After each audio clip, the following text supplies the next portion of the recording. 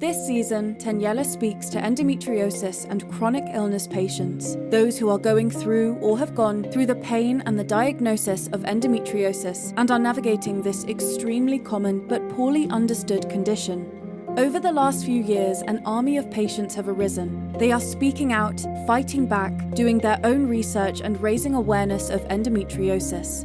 Let's listen to these brave warriors who have decided that enough is enough and who will stop at nothing to reclaim their health. Hello, and welcome to our first episode this season of Not Defined by Endo. I'm speaking to Nicole Marriott, a beautiful soul I was blessed to meet via Instagram. Nicole set up her Instagram account at Endo of an Era to raise awareness and break the stigmas and taboos surrounding chronic conditions, infertility, and menstruating. Nicole lives with endometriosis, adenomyosis, and PCOS. After a 20-year journey to diagnosis and a nearly 10-year journey with primary and secondary infertility, her aim is to connect, raise awareness, and help others feel seen, heard, and free in their own truths and all aspects of their journey living with these conditions. Nicole believes in an inclusive community that does not exclude the voices and experience of others. So join me today and let's listen to Nicole's story. Welcome, Nicole. Hello, thank you for having me. It's so good to speak to you. I wanted to start talking to Endo sisters because initially I thought that we all have our stories. It can be a bit depressing and they're similar. What's the point of having a whole season of speaking to people who's we all have the condition? Why? But then I thought about it and I said, what is actually very important, because one of the things I'm trying to do is make people realize that they're not alone. And the more people hear stories, they might resonate with you, one part of your story, and resonate with me, another part of my story. So that's kind of why I was like, I'm going to go for it. And I'm going to speak to people who have experienced this condition, who are fighting. I love your Endo of an Era Instagram name, by the way. Thank you. Thank you. Because I'm like, yes, that part of your life, especially when you get diagnosed, it feels like a whole journey to that point. And starting it like it's the beginning of another journey. So thank you again, Nicole. And let's just talk. Like, I'm not going to be very strict with my questioning and all that. Okay, because I can talk, so I'm good with that. Talking to a friend, so let's go for it. So tell me about yourself. Like, who are you? Who's Nicole? What's your story? And why are you here in this space, in this Endo community? I'm Nicole. I'm from London, and I have obviously endometriosis, but I also have adenomyosis and PCOS. I started my page in March of last year. The reason I just started my page was because at that point I was postpartum after having my son. Right. So that's 5 months postpartum. And I had all of the gaslighting of, after pregnancy, it gets better and you should be fine. And I was in a really, really low space. And I just wanted to connect with other people and kind of just build my knowledge and kind of start a new chapter. That's how it felt. I was on a new journey and a new chapter. So that's how I started the page. And it's been the most amazing thing ever, honestly. Wow. It really has. Yeah, I think I resonate with what you said about people saying pregnancy is like a cure, or when you have a baby, it should be fine. For me, my experience, pregnancy was like so painful. Like I had to go on Facebook and start looking like on groups, because I feel like it's easier on Facebook to search for groups and ask questions than Instagram. I don't know if that's your experience. Yeah. And I was like, I need an endo plus pregnancy group to join, because I really don't get it. It's supposed to be better. Things are supposed to be easier, but I was in pain, like literally from beginning to the end. And I had to give birth earlier, because like I think think about someone who has been diagnosed with a frozen pelvis, Mm-hmm. meaning all my organs are basically stuck together, my reproductive Yes. organs, to be specific, and then a uterus that is just growing, a baby that doesn't care about all that and just wants to grow. Mm-hmm. Yes, yes. Baby So does what baby does. exactly. So yes, so I understand what you mean by just feeling like alone, or wanting to connect. And yeah, Mhm. well done on your Instagram page, because it has grown a lot already. And Yeah, it's been really, yeah, it's been I'm blessed. It's been amazing. It really has. It yeah. really has. So when were you diagnosed with endometriosis? How was life prior to that diagnosis? So I was diagnosed in 2000 and I always get the year wrong. It was 2017 that I was Okay. diagnosed. So I was diagnosed in 2017 with endometriosis, and it was the March 2017. Prior to that, I've always had, my story is no different to most people's. So my first periods were excruciating. They were so painful. I started my periods when I was 11. Mm, And then when I got to about 15, I went on to birth control. right. But I was constantly told it's normal. You're a woman, you're too young. It was that kind of gaslighting. So I was on contraception for quite a period of time, like over 10 years, literally over 10 years. Mm, And it came to wanted to conceive. I wanted to conceive and I just wasn't getting pregnant. I wasn't getting pregnant. This is with my eldest, who's nearly 9.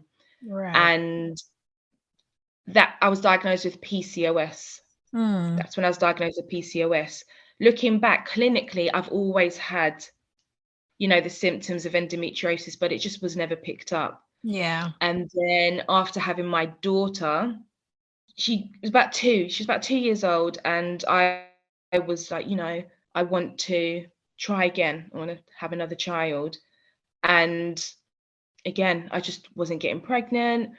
But because I've already got a child, there was a level of kind of dismissal Yeah. because I've got one already, and everything was blamed on the PCOS, because even PCOS, you can get painful periods with it. It's not a pain-free cycle. So Right. everything was put down to PCOS. And then like I was diagnosed with gastritis because I was heavily taking NSAIDs, heavily. Mm, And as you know, sometimes you can't eat, you can just about drink. And my stomach lining was bare. So I developed gastritis and ulcers from, using NSAIDs. And I was ending up in A&E quite a lot. And then the bloating started. That was the mm, significant difference. I was getting really bad bloating. And someone at A&E was like, you need to go back to your GP. But prior to this, I'd constantly been to the GPs, but it was all kind of fertility related. basis. Yeah. Yeah. So I went back to a GP and I decided to see another GP, a male GP. I'd always seen females. And he honestly changed my life. His diagnosis was a bit wrong. He thought I had ovarian cancer Oh, wow. Okay. because he done the blood tests, and one of the blood tests was for CA125, Yeah. which is the cancer antigen 125 Yeah. serum test. Mine came back elevated, and with my other symptoms, I had like the urgent referral to gynecology under the 2-week wait. So this was now the early part of 2017. I still wasn't pregnant at this point. So this is now spanning 2014, 2015. This is now my secondary infertility journey.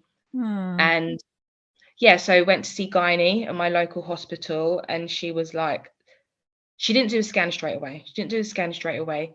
It was about symptoms. And she was like, you do not have ovarian cancer. She's like, you have endometriosis. And Hmm. I'd never heard of it before, never heard of it. And she'd done the scans, and like it showed my left ovary was adhered to my womb. So there were certain features that she could see that were in line with adhesions and stuff like that. And then she put me for a laparoscopy literally 2-3 months later. Oh, wow. So that element was really short, Mhm. but it spanned quite a while. I just wish someone would have just said, no, these periods are just not normal. That would have Mm. saved a lot. It would have saved a Yeah. lot. Yeah. Wow. That's condensed version. Yeah. Oh my goodness. Wow. Yeah, I think that is similar to you. The CA125 test was done for me, and it was also elevated. And they also said yes, it can be elevated. It usually can be a sign for cancer, but I don't remember if they had already said I had endometriosis or we were still investigating. So I wasn't scared. And I also went back to reading, and I saw that, if you have endometriosis, it can be elevated. So that was kind of like, okay, everything is pointing to endometriosis. So let's try and see what's going on. But for you said you have PCOS and adenomyosis. For PCOS, what other symptoms would you say you have or had? I don't know if this is now like resolved or what's my PCOS is really well managed. Like endo, there is no cure, but I find it, for me personally, obviously everyone's individual, it's a lot easier for me to manage. Yeah. So with PCOS at the beginning, my periods were like really, really heavy, and then they kind of just disappeared.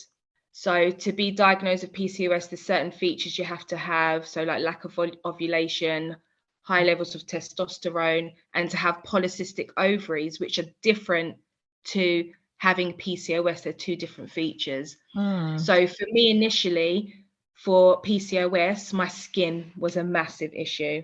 Right. I used to get really dark marks on my neck. I cannot even pronounce the correct term for it, but that's down to like the insulin and stuff like that. I wasn't always ovulating. My blood test came back quite elevated for like testosterone and stuff like that. So that was the kind of clinical features of PCOS. And obviously my weight was a massive, massive issue. And it didn't matter what I was doing. I couldn't lose weight. And then obviously my weight was impacting my fertility. It's a vicious cycle. Wow. So that was the PCOS, and now it's really well managed. My bloods are a lot better. Symptoms, like visible symptoms, are just a lot better. And then adenomyosis, I was diagnosed from that through my laparoscopy. Right. That's when I was told. But going back on medical notes, there was a partial diagnosis from a scan in 2016, which was my uterus was suggestive of adenomyosis, but I was never told. So I found out after my laparoscopy, and I just remember it was me and my partner and my mum being in like the recovery, and just we was like, what? We just learned to pronounce endometriosis. Like we just learned to pronounce this. To learn adenomyosis, I was like, why? Yeah. But the symptoms for adeno and endo were very, very similar, extremely similar. But it wasn't until I had my excision in 2017 that I learned to kind of understand the difference. Like for adeno with me, I get really bad shooting pains in my legs. Bowel movements are very, very painful. But that's not uncommon for people with endo. So they do cross over massively. Yeah. They cross over massively. But yeah.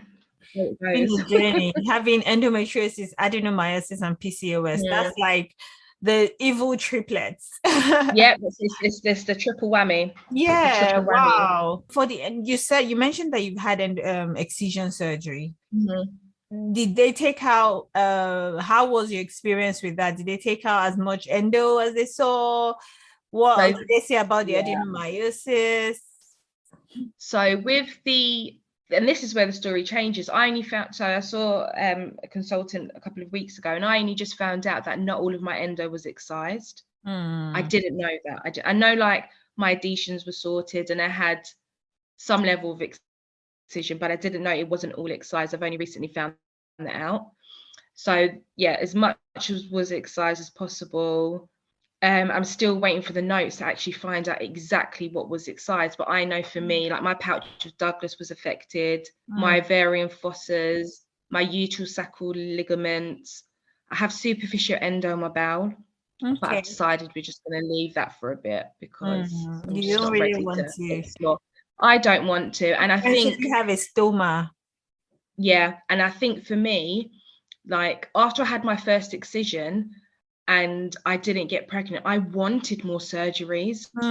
Like I was begging and begging for more surgeries, and I didn't have the knowledge then to know that actually sometimes the surgeries in itself are causing scar tissue. Yep. And they said to me, for fertility wise, they said no more surgeries. Yeah. Like no more surgeries. So I know everyone is different, but for me that was a no-go. Like, you know, but I thought it would help me get pregnant. Yeah. And it didn't. You know. I really get what you mean, because for me as well, I haven't had excision. Like I'm the one that has been championing excision surgery since 2018. Like once I opened my Instagram page, excision is the gold standard of endometriosis. It's really difficult to navigate the sometimes because everyone's screaming it. And for me, I come from a place of let's understand the difference between the two, but I will never harp down someone's throat. Excision, because it's what's accessible at the same time. Exactly. And it's about the knowledge. When I had my excision, I didn't even know there was a difference between excision and ablation. I didn't know.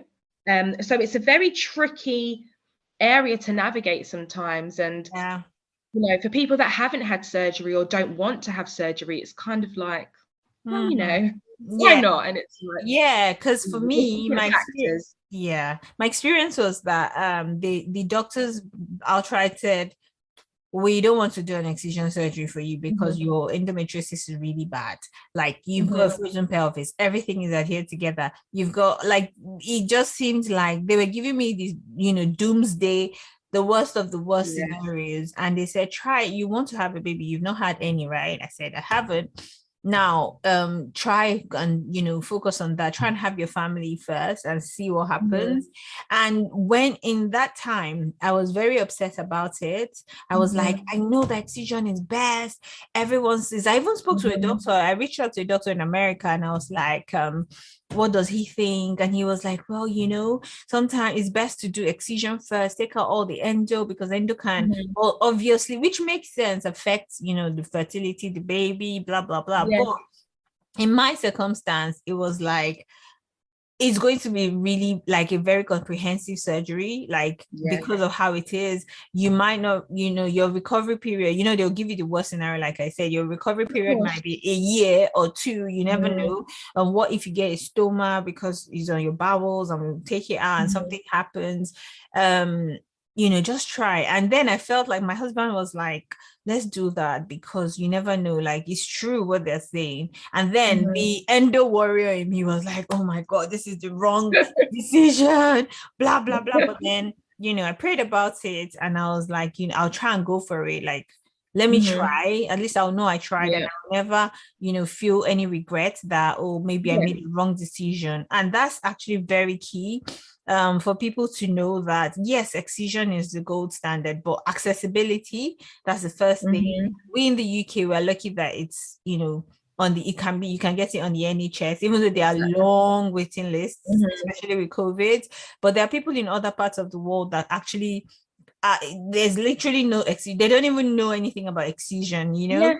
So those are the people that, you know, we just keep. Yes, excision is like the gold standard, but you know, there are other things that might help as well. And like you said, excision didn't even help you get pregnant necessarily. It probably improved your symptoms. And in terms of maybe like my ovaries and fallopian tubes, because of the adhesions, and I think obviously that helped. But I can't say yes and I can't say no, but you know, there's a lot of people that I follow and they get pregnant within a year after excision. That's what my consultant at the time, she was like, within 6 months you're going to be pregnant. And I really struggled with that. I really struggled because I honestly believed it. I didn't know anything. I didn't know anything about the condition. Because at that point, my journey is just about getting pregnant. I just want to get pregnant. And I'm going to do what has to be done to get pregnant, you know? So it's very difficult to navigate, and it depends where you are in your journey. But for me, further surgeries, and I saw different consultants, they were like, no. Because also for my first, I had a cesarean as well. So I've got a lot of scar tissue in general. Yeah. So that's one thing that I always would like people to know, is that, everyone is so different, circumstances, and we're not all the same. We're not all the same. Yeah, very true. Very true. Yeah. Yeah. Wow. What a journey. So what would you say, how has it been navigating the medical community? So physicians and doctors and consultants. I know you already said that you had seen quite a few female GPs, and it was actually I did. a male GP that Yeah, talked it was about my male endometriosis. GP. And you almost want to say, oh, you're a woman like me, you should know. But actually, you should understand. you should understand. And But that's what we expect. We expect that. yeah, but it's not true. Like, I don't know. It's either because maybe some people just say, you're a woman, I'm a woman, I have periods as well. It can be painful. It's not that painful. Like, you just don't realize that your experiences can be completely different, even if you're a woman as well. So, but how would you say, apart from that, your experience has been with your consultants? Because a lot of people have experienced really horrific. I think for me, I would just say I didn't get any, like, no one was gaslighting me necessarily. Like, a few would say that, it's normal, right? But some people are usually actively talked down to, told that it's in there, like, you're making it up, you like, maybe you should check your mental health. Like, people are literally treated very badly. Personally, I wasn't treated that badly. I was just kind of maybe dismissed. I think dismissal is more what I experienced, like, just wave it off like that. That's what I experienced. And may her soul rest in peace. But I don't know if you saw recently the lady who I think O'Brien Rogers, who died, and she had a lot of very painful symptoms. She had cysts and fibroids, and no one cared. It was really sad, and it was something that I think as we continue to do our work and highlight endometriosis and bring awareness to it, I hope that things will change. But what's your experience with the medical community? At the beginning, it was a lot of dismissal, a lot of dismissal, and some levels of gaslighting, of, making it up. Or there was points where a lot of stuff was blamed on the PCOS. Obviously, there was quite a time span between my diagnosis. So at the beginning, it was, you're a woman, it's normal. But because I had a lot of symptoms from early on, it was, you're young, you're young, all that kind of stuff. Eventually, I, got my male GP, absolutely amazing. And the thing with him is he was just very empathetic. He was very empathetic, and he just listened. He listened. Since diagnosis, there has been some incidences, like the first surgeon I had, like when I saw her post excision for my, you have your first follow-up, and she was like, her words were, it gets to me every time. She said, I've done my job, why hasn't your body done yours?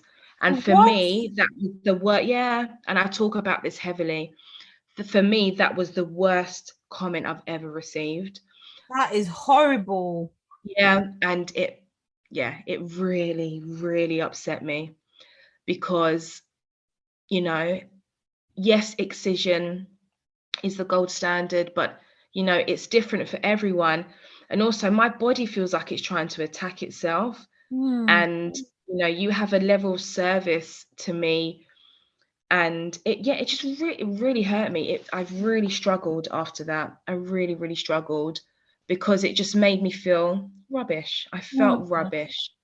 And when you're trying to get pregnant, that's not what you want to hear. Like, so body's not working.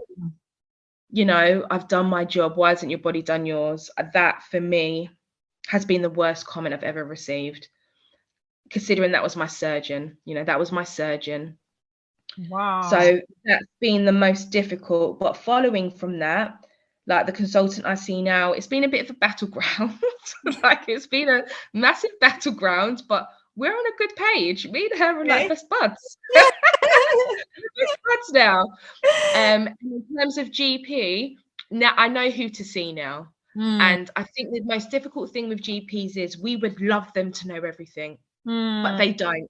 So for me, it's about that GP that has, it's the empathy, the understanding, and just willing to listen to me. Listen to me first, then we talk. Because I've had a lot of GPs shut me down initially. And as time's gone on, I mean, there's one GP I see now, and she's like, she even knows about adeno, which is extremely rare for people to know about. She's clued up on endo, so she's amazing. In her absence, there's another GP I see, and he's just, I keep saying empathy. He just has the empathy, and he listens. Yeah. His knowledge is obviously building up. And for me, that's what makes the difference. So I think it's been a mixed bag. You know, fertility investigations were a bit tough, very tough, because you've got that whole postcode element to it. I was quite young, and, you know, when I conceived my first, there was talk of, you know, me having IVF funded on the NHS. Okay. And there was a lot of assumptions that, you know, my partner already had children, and he didn't. And it was like, you know, is it because of where we're from? Is it because he's Black? Like, there's a lot of underlying bias. There. Yeah. And I really always go in on that, because, you know, not a lot of people highlight that. And, you know, in the case of Aubrey and Rogers, like, you know, my heart, when I heard that, I was in tears. Yeah. But for me, what sticks out is everyone can relate to her, and it's, you know, that should have never happened. But, you know, she's a woman, she's a Black woman. These are all factors that we need to uplift and we need to raise. You know, we need to raise this, because there's a lot of bias. So I've received a lot of bias. Wow. You know, gaslighting varied, but a lot of bias I've received, a hell of a lot. I think what you said is so true, so important. First of all, what you said about empathy, I think sometimes it's even more important, almost more important than the knowledge, because everyone can gain knowledge.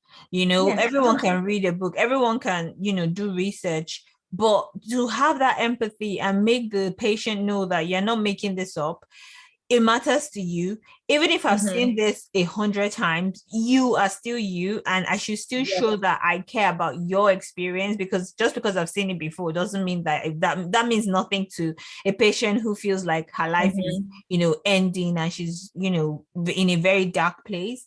And what you also mentioned about Aubrey and Rogers is so sad, because like you said, we can relate to it.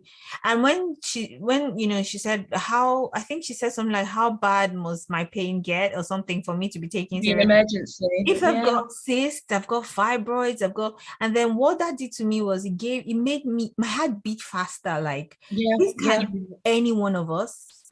Any one of us could, because we have, like, I had fibroids, I have endo, like I have ascites. It's rarer than most people don't talk about ascites, but just a quick one to those listening. It's almost like part of endometriosis that's very rare, but it's when bloody fluids are filling up in your abdomen. So every time I have a period, it increases. Like, there was a time that I looked like maybe 4 months pregnant, and it was just literally blood, and they took her about 5 liters one of the times that they took it out, of just fluids.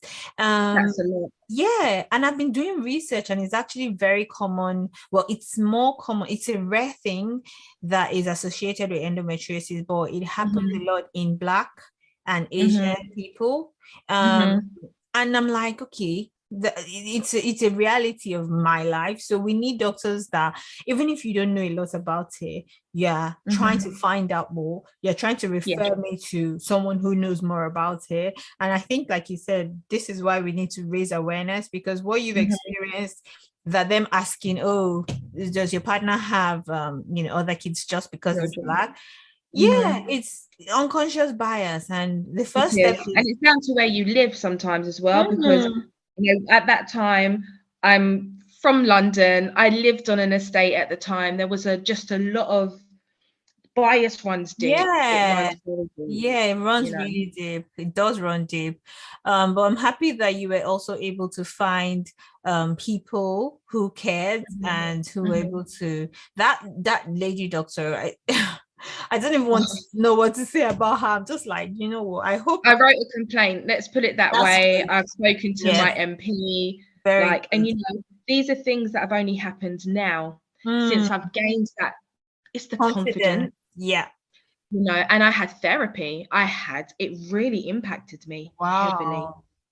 you know. Wow. Um, and it's those comments, because exactly as you said, it's exactly as you said.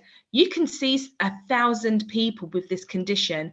I am me. You Yeah, need to hear my story. My symptoms are mine. My expectations are mine. The outcomes are mine. You know, exactly. it's so important to be treated as an individual.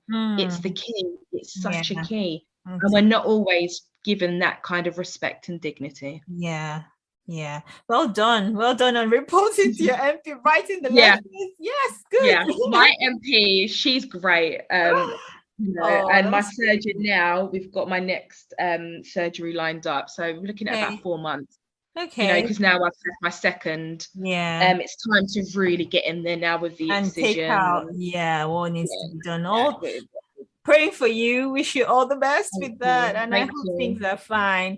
I want to ask you a question about how your family and friends dealt with you having like a chronic condition. How would you say, first of all, when did you break the news to your family in a particular way? And how did they take it? Would you say you've been supported? Did they understand it? What's your experience been so far? My family have been amazing. Like my partner and my mum especially, and my sister. Hmm. But you know, my mum has held me down so heavily. When Amazing. I was first diagnosed, you know, a lot of my diagnosis came off the back of infertility. I found it really hard to talk to my partner, you know. And you know, I've been with my partner for 22 years. I got with him Wow. very young, but it was still a very difficult conversation to have, very difficult. But he's been absolutely amazing. And my mum, you know, she was just like, we're good, we've got this, you know, we've got it, we're here for you. She's been doing like, you know, research. She'll send me Oh, articles, bless and her. you know, and my sister, she's just really good at listening. So Mm.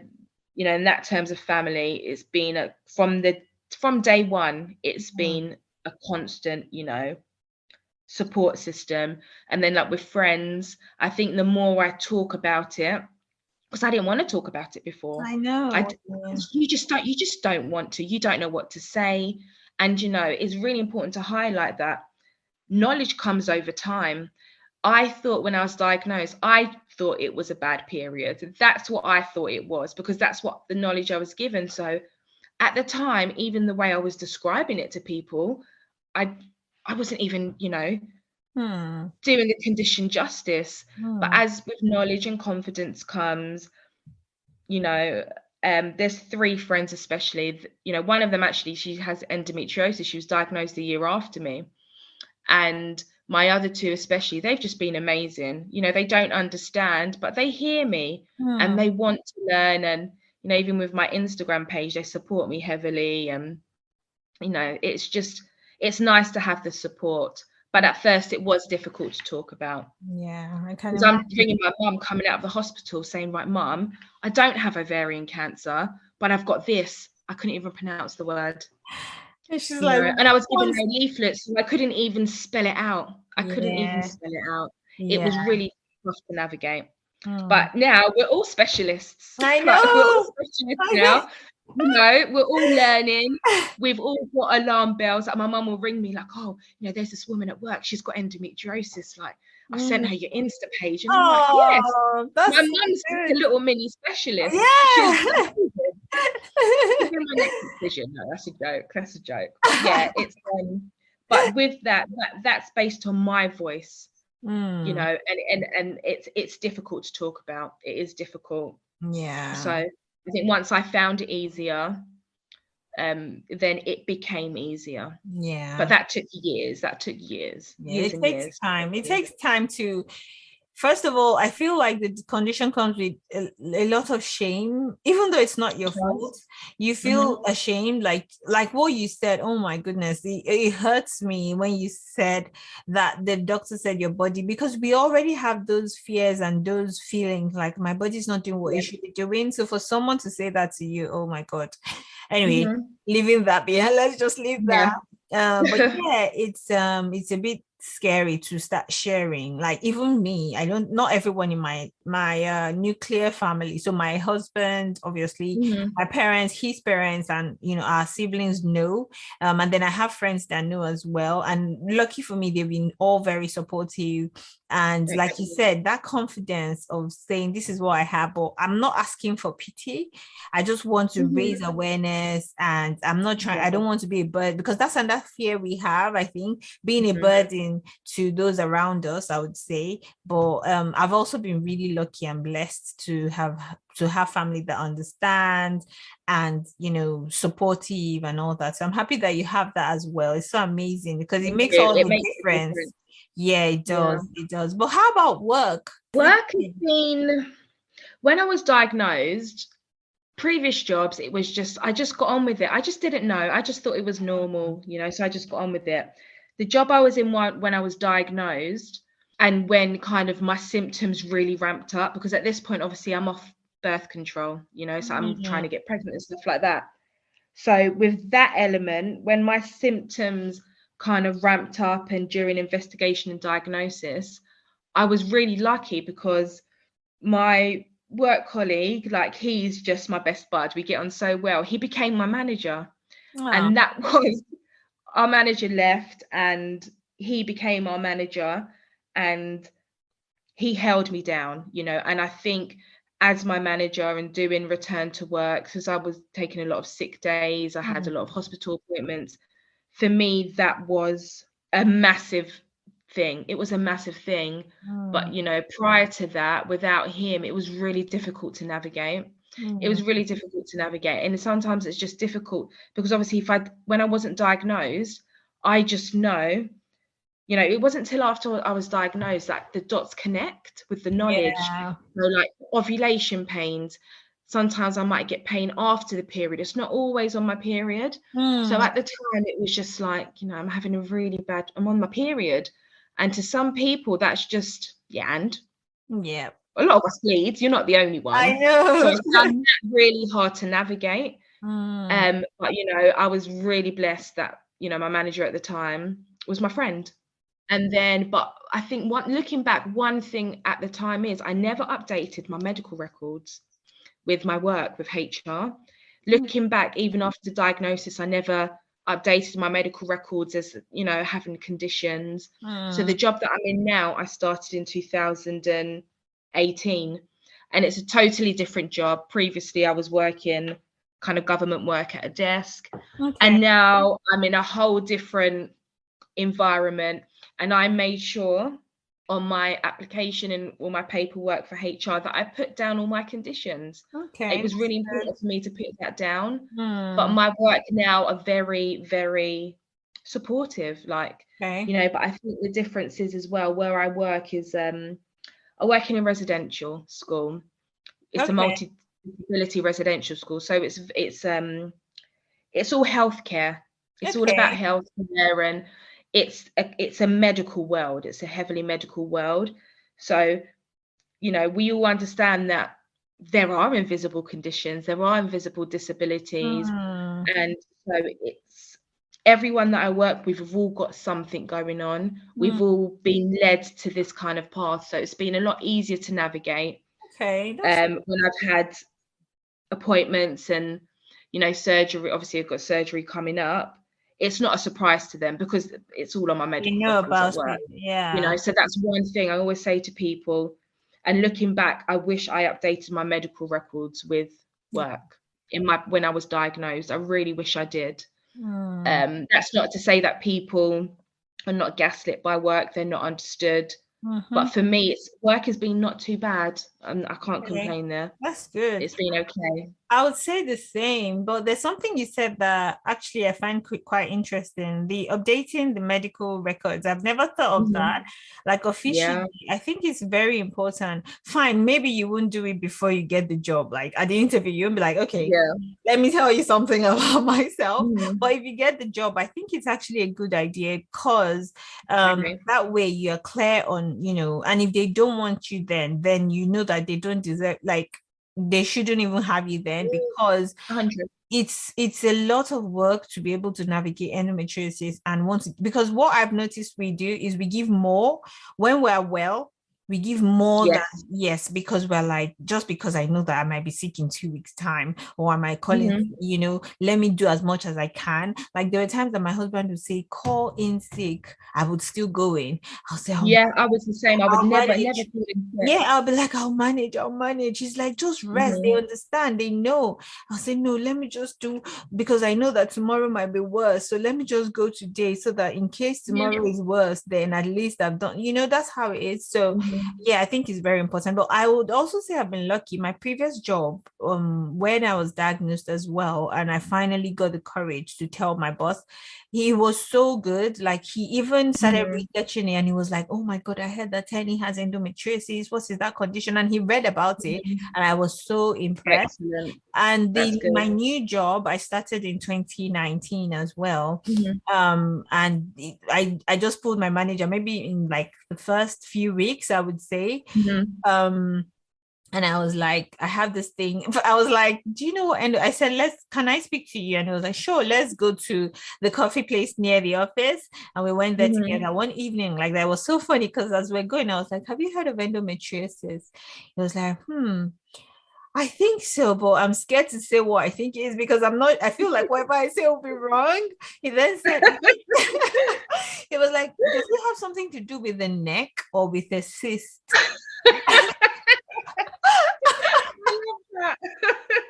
Well, like, it is a full body disease, so And then I was like, well, actually, it's cyst. And then and then we got to the coffee place, and then I explained everything, and he was so understanding. He was like, your health is first, we'll support you. So I think it's so important that organizations understand that people that have this condition, they already blame themselves a lot. I'm not saying everyone is hardworking. Everyone with endometriosis is hardworking and great. But many of us are just trying to, do our best. So I think them knowing about it will even help as well to raise awareness, to do things that kind of they can make you do your work in a way that supports you. So maybe you work on other days, or use some hours when you're feeling okay and things like that. So that's really, really, really important, because some people have said, I didn't get any support. My manager was horrible. No one cared. And that's really sad for those people. So I think as we continue to talk about it, hopefully things will get better. I think they will. There's a massive difference. There's a massive shift. There's still a way to go, but it's compared to, when I was first diagnosed, or even just before with the symptoms, there is a massive shift. And it will get better, but we have to talk. We have to have the right conversations. Okay. It will get better. I believe it will. Yeah. So I have 2 more questions and we're done. Okay, I'm ready.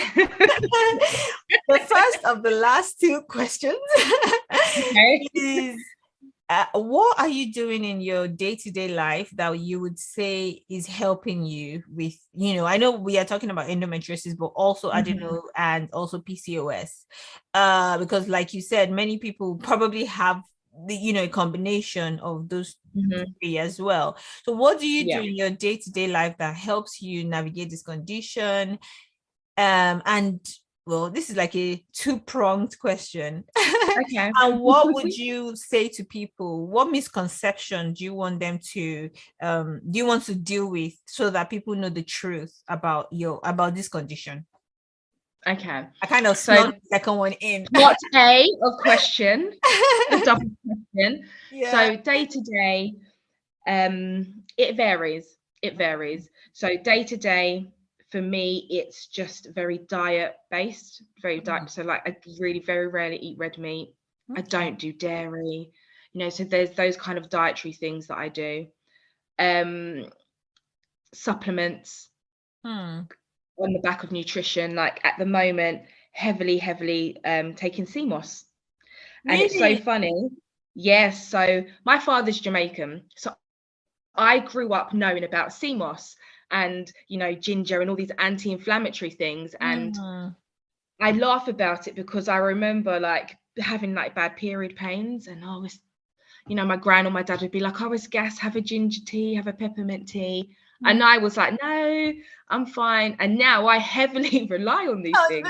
It's so crazy that as you get older, sometimes you do go back to your culture. Yeah. And it's important that we do that as well, because there's a connection that we have and it's knowledge we can give to others. So I take sea moss heavily. Like a lot of people, I do like red raspberry leaf, but sometimes I get the herbs and I boil them. I don't always do the tea bags. So ginger I take heavily.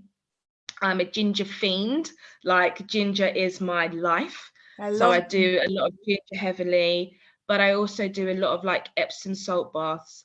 And for me, I have to do those about 3 times a week because I find like sweating helps and the relaxation. That really helps. So these are things that I do just daily and weekly. Movement for me really helps.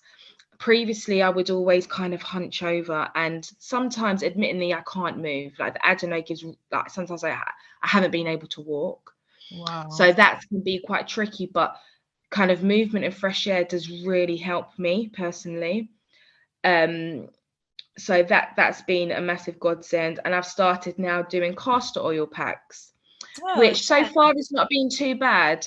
I'm going to give it a couple of more months. But so that hasn't been too bad, and like the hot water bottles and stuff like that. But overall, to navigate all three, it is for me, it's a lot of supplements and dietary. That's what it is. And then pain relief as and when. It's an as and when life for me. I'll take it if I need it. Okay, that's good. Yeah, that's really good. Same. I try. I feel like I'm falling behind. I do acupuncture. That's another thing. Sorry, I heavily do acupuncture. Yeah, that's one thing. I've that came off the back of fertility. That's good. And how do you find that? It helps me massively. It really does. I see a traditional Chinese doctor. And when I say traditional, I mean he like takes my pulse. His English is not great, but he knows. He's like, this is what you've got. And I'm like, this is exactly what I'm feeling. Like, he's traditional. Oh, wow. So yeah, I see a traditional Chinese doctor. So I do a lot with him. And then there's an elder Rastafarian that I see. And I get a lot of herbs and stuff from him as well. Because that's related to my culture as well. That's related to my Jamaican culture. So that's important for me, because also it's knowledge for my children. It's knowledge for me. It's better health. Yeah. Because I work heavily around my gut and my liver. And the more I concentrate on my gut and my liver, it does help for me personally. It's not perfect, but it does help. Yeah, I really like the idea of using herbs as well. Obviously, because I have a new baby now, I have to be careful what I'm taking in. But I remember that just before all of these, I started using yarrow because one of my colleagues knew about everything going on, and I started using yarrow. It has been a life changer, and I'm like, why is no one talking about it? I've been wondering why, especially yarrow. I know people are using different things. Is it black cohosh, red raspberry, cranberry bark? But I'm telling you, yarrow, once I used it, like maybe my colleague gave me the herbs, so I just put it in a tea strainer and put in hot water, and I use it for like a week before my period, and it has been amazing. Honestly, the only reason why I haven't been, I've been trying to tell people about it, but because I don't have the scientific, backing, it's difficult. I'm like, I have to be careful what I tell people. But honestly, that's like me. I want to do research about that bloody herb and find out why it's working or why it's helping. Like, it takes the edge off and all that. So yes, we're going to talk about some of these herbs later. Yes. And then tell me something that you want. I think this is kind of like final question. So the misconception, like what you think people say about endo or any of the conditions that is not really correct, and you want to put right now, here's your chance. And then finally, to end the conversation, just any advice you have for anyone going through bad period pains or is already diagnosed with endo. So, I mean, even off the back of talking about supplements and dietary stuff, one thing that I really would like people to know is that, you know, yes, we are all different, but medically, I would really like people to understand that there are holistic ways as well, you know, and it's down to individual. Like what I do may not, you know, work for someone else. So that's something that I'd really like to say. But in terms of like myths, anyone that follows my Insta account knows I'm like Endo the myth. That's my hashtag.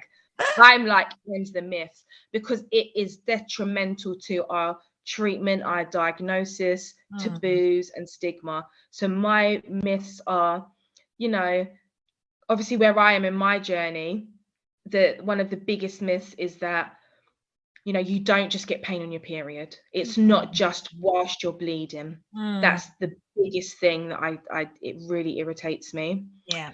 And also the link with like pregnancy being a cure. It's not a cure. You know, pregnancy is not a cure. So that's a big myth that, you know, really gets on my nerves. Really, really gets on my nerves.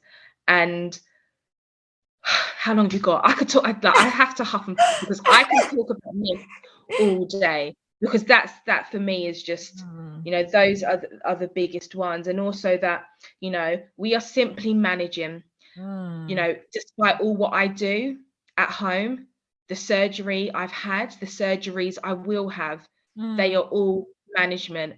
And it's really important that people understand that there is no cure. And I think even in the community, we have to understand that, yes, some people do go into remission. Some people have that excision and that is them.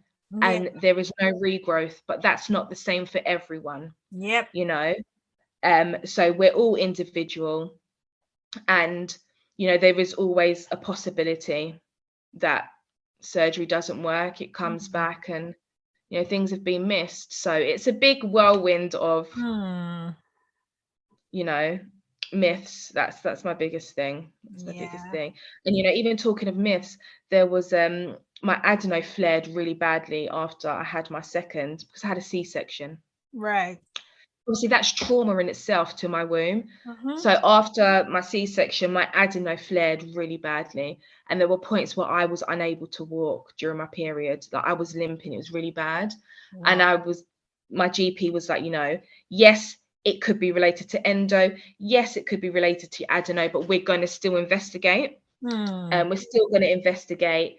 And it turns out it was, pardon me, all related to adeno. But I remember the nurse doing my bloods at that time was like, oh, you know, this is a lot of blood you're doing. You know, we're giving it to a vampire, that kind of joke. And he was like, what's it for? And I was like, I think it's from my adeno. He was like, oh, adeno. I was like, yep, adenomyosis. You know, you give the little blurb, and I gave a bit about endo, and I explained the symptoms of the leg pain and the back pain and being unable to walk. And this nurse was like, no, it's definitely not related. You know, your womb can't do all that stuff. And that annoyed me. You know, that was last year. That really annoyed me. So there's those kind of myths that the symptoms can be felt throughout your body. I'm going to pause there because I could go on all day about myths. Don't worry. Anyone who wants to know more, just go on endo.of.and.era. No, I've got so many dots because I wanted it to be, you know, endo of an era. I needed it to stand out. I like it. So final advice. My final advice too is, you know, if anybody is not diagnosed, track your symptoms, and you are valid in seeing as many people as you need to. You know, that's my biggest thing, that pre-diagnosis, and just get the support. There's a lot of us out there, you know, just find someone that you can relate to. Anyone that is diagnosed and trying to navigate, it's again, like I still heavily track my symptoms. I still heavily track. And again, it's the same kind of method. You know, we're allowed to, even after diagnosis, it's not, the battle doesn't end. It's just a new era. It's a new era. So find that team you're comfortable with. Find that GP that, you know, if your hospital appointment doesn't go well, they're going to back you. They're going to re-refer you. They're going to send you someone else. For me, GPs are a massive, massive key. And also something that I do really have to highlight is that, you know, for my journey, because I've had, you know, I haven't actually spoken about this on the podcast, but I've had a lot of like colposcopies and stuff recently. Obviously, my diagnosis initially for endo came off the back for ovarian cancer. So one thing that I really like people to know that is, if any symptom is new or there's a change, get it investigated. We cannot always sit down and say it's the endometriosis. We can't always do that. It's really important. So for me at the moment, I've gone through a lot of like abnormal bleeding. So obviously there's those areas that are being investigated in terms of smears and colposcopies, cervical cancer, stuff like that, which has all come back clear. For me, that's more related to adeno. But I could have sat down and said, it's the endo, it's the adeno, and I would never have known. So it's really important that we track, and it's really important that, you know, even when we're going to see a doctor or we're going to see a specialist, they don't even always assume it's down to our diagnosed conditions, because our health changes. And that's what I would really like people to know, because our symptoms mimic so many other conditions. When you check, especially like gynae cancers and stuff like that, and also a lot of us have either been misdiagnosed with the IBS and, you know, all this kind of stuff. True, I was. Our symptoms overlap so much. And I think for me, that is one of my biggest fears, of being gaslighted over and everything being blamed for my diagnosed conditions when it could be something else. So those are my tips. Just know that you're valid. You're valid in everything. That is profound. I think I hadn't really thought about that, but I think I've picked that as well, that any new symptoms, first of all, tracking, I am all for tracking, and then any new symptoms, always, you know, check it out, because you never know. Don't just blame it on endo, which is so true. I never actually kind of actively thought of that, but now thank you, Nicole. Yeah, I have posted about it, and you know, it's tricky sometimes because some of those kind of posts don't get the the attention that I really want them to get. And then there's some posts that I've seen, and you know, we're all suffering and we all go through the same, but we have to, especially if you're promoting and advocating at the same time, we have to really be aware that we are not medical professionals at the same time. And we have to be aware of our own bodies, that, you know, my investigations for both ovarian cancer and cervical cancer, those symptoms overlap massively with all three of my conditions. All three, they massively overlap. And, you know, so that comes from my experience. Somebody else could give a different tip because their experience is different to mine. And that's why combined, it's so important to talk. But please just don't always blame everything on what you're diagnosed with, and don't allow a medical professional to do that either. You know, don't allow them to do it. If bleeding after intercourse or between periods is not normal for you, get it investigated. It's as simple as that. You know, get it investigated. Oh, thank you so much, Nicole. This has been so much fun. I love that we can, with everything going on, we can smile, we can, you know, have a chat and not be down. Yes, well done. And thank you so much for, you know, fighting, and thank you so much for not giving up, for speaking out for yourself and speaking out for others. And I know that someone somewhere listening will, more than one person, I'm sure, will, you know, benefit from hearing all you've had to share. And really appreciate you coming on the show. So thank you. Thank you for having me. Thank you for listening to today's episode of the podcast. Don't forget to share, rate, and subscribe. If you'd like to share your story, please reach out on Instagram or Facebook or send an email to info@notdefinedbyendo.com. Till next time, remember, you are not defined by endo.